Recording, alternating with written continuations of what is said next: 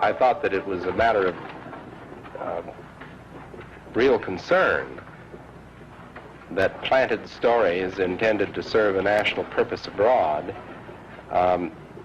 came home and were circulated here and believed here, because this would mean that the CIA could manipulate the news in the United States by channeling it through some foreign country. Now, we're looking at that very carefully. Do you have any people being paid by the CIA who are contributing to a major circulation American journal? We do have people who submit pieces to American journals. Do you have any people paid by the CIA who are working for television networks? This, I think, gets into the kind of getting into the details, Mr. Chairman, that I'd like to get into in executive session.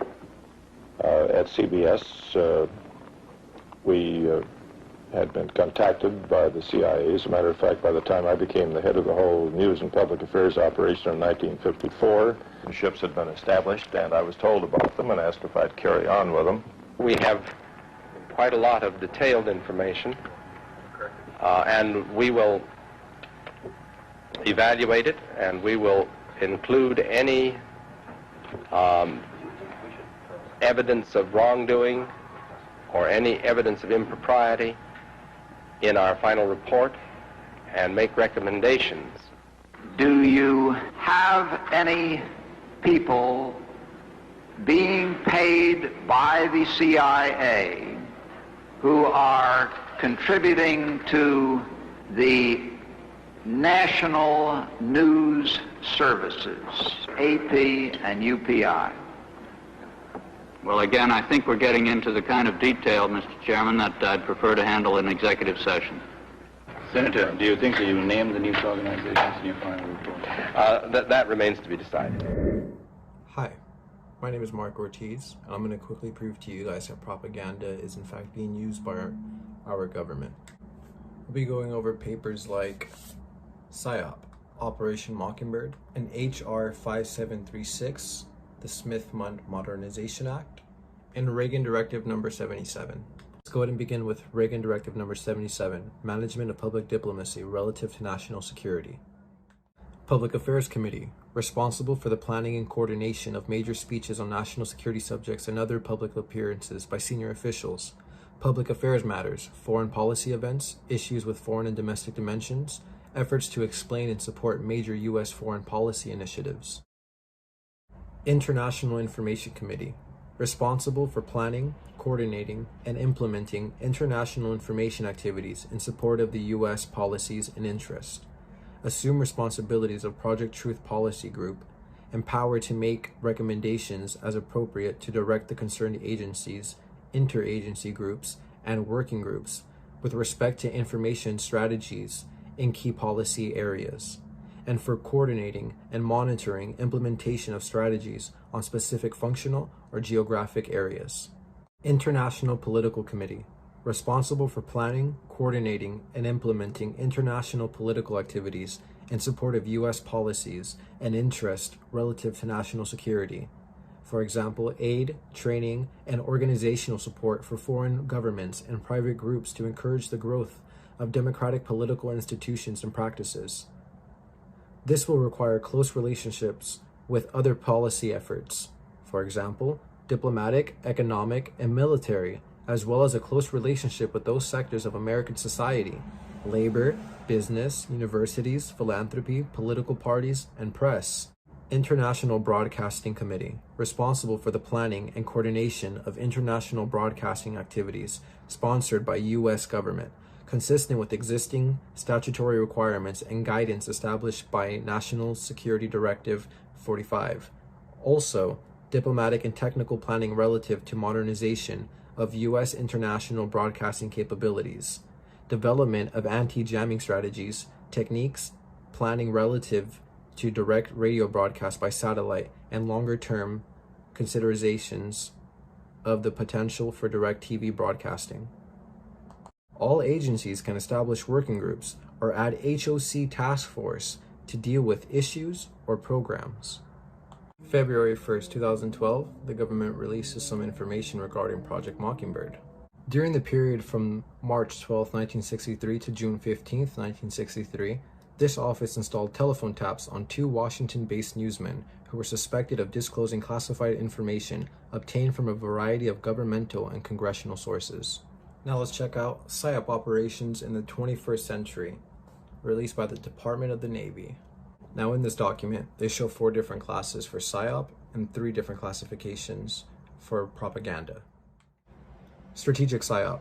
International information activities conducted by the United States government agencies to influence foreign attitudes, perceptions, and behavior in favor for United States government's goals and objectives. These programs are conducted predominantly outside the military arena, but can utilize Department of Defense assets and are supported by military PSYOP. Operational PSYOP. Conducted prior to, during war or conflict, and at the conclusion of open hostilities in a defined geographic area to promote the effectiveness of the area commander's campaigns and strategies. Tactical PSYOP.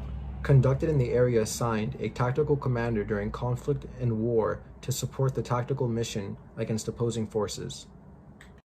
Consolidated PSYOP.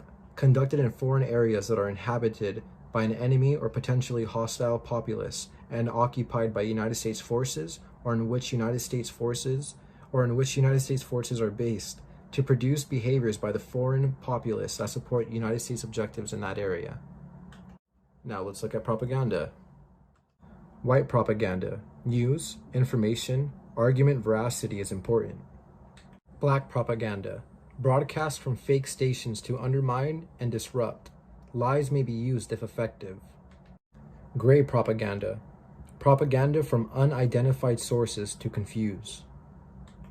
Now let's see what the DoD has to say about PSYOP.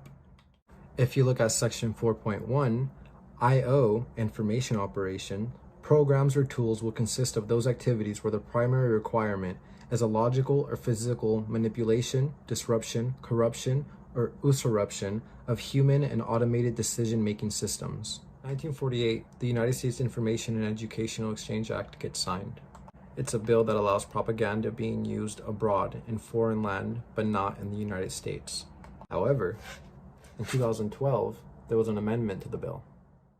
H.R. 5736, a bill to amend the United States Information and Educational Exchange Act of 1948 to authorize the domestic dissemination of information and material about the United States intended primarily for foreign audiences and for other purposes. Section 501A. The Secretary, Hillary Clinton, and the Broadcasting Board of Governors are authorized to use funds appropriated or otherwise made available for public diplomacy information programs to provide for the preparation, dissemination, and use of information intended for foreign audiences abroad about the United States, its people, and its policies. How are they going to do this? Through press, publications, radio, motion pictures, the internet, and other information media, including social media, and through information centers, instructors, and other direct or indirect means of communication. Section 501B. Except as provided in paragraph 2, the Secretary and the Broadcasting Board of Governors may, upon request and reimbursement of the reasonable cost incurred in fulfilling such a request, make available in the United States motion pictures, films, video, audio, and other materials prepared for dissemination abroad or disseminated abroad pursuant to this Act, the United States International Broadcasting Act of 1994. Line 13 of page 3. With respect to material prepared for dissemination abroad or disseminated abroad before the effective date of the Smith-Mundt Modernization Act of 2012, thus legalizing propaganda used before the signing of this bill.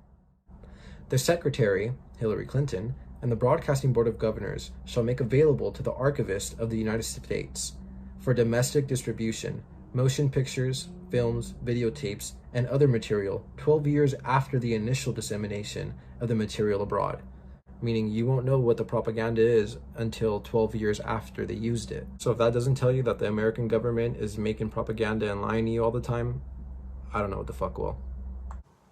Next video will be on false flags. Links for all the documents will be in the description. God bless you. Good night.